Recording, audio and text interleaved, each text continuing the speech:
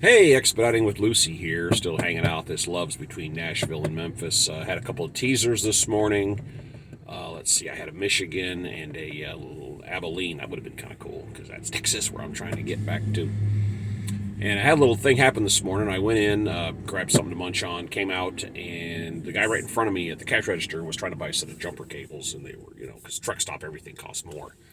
And they rang it up, and he's like, oh, I don't have that kind of money. He's a young guy, kind of scruffy looking. He left. I checked out. I got like orange juice or something, and I walked out in the little trap area you then exit the store with. And the guy was standing there, and he said, "Excuse me, do you have any jumper cables?" And as yes, you need to carry jumper cables. I said yes, and he goes, "Can you give me a jump?" I said, "Yeah, no problem." So I drove over. He had some little ragged out car, and I jumped him off, and we talked for a minute. And he asked me who I worked for, and I told him, and then I gave him one of my cards.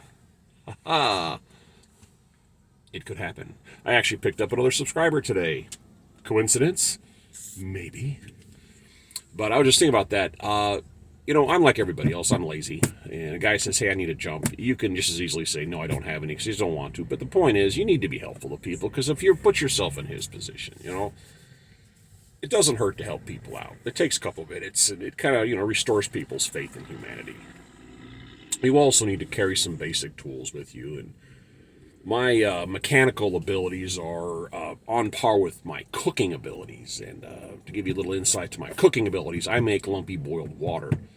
So I have a little tool bag in here, and it's got some ratchets, a couple, standard normal sockets. I got screwdrivers and a pair of pliers and monkey stuff. It's a little knickknacks, and I've used them, and I've had to, attach and hook up and replace a couple things, and know how to change your light bulbs, headlights, and taillights. Part of your pre-flight, you got to make sure everything works. And yeah, it's a surprise when you look over and, one of your lights is out. But carry a couple of bulbs and just know how to change them out.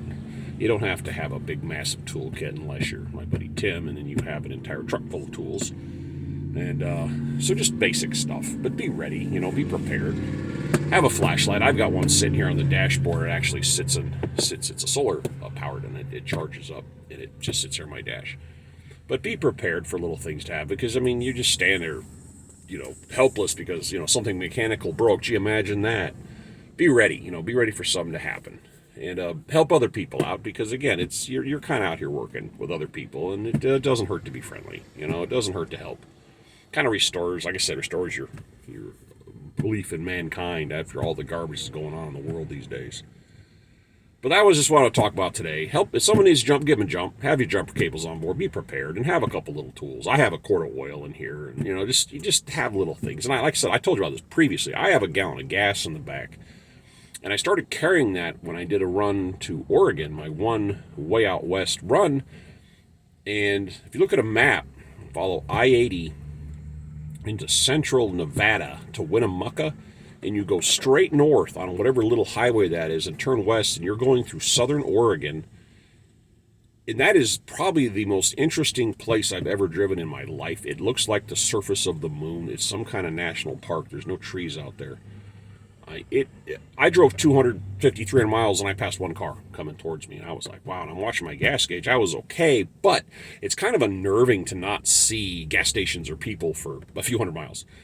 So I started carrying a gallon of gas, and I have given that gas away to more people than I can count.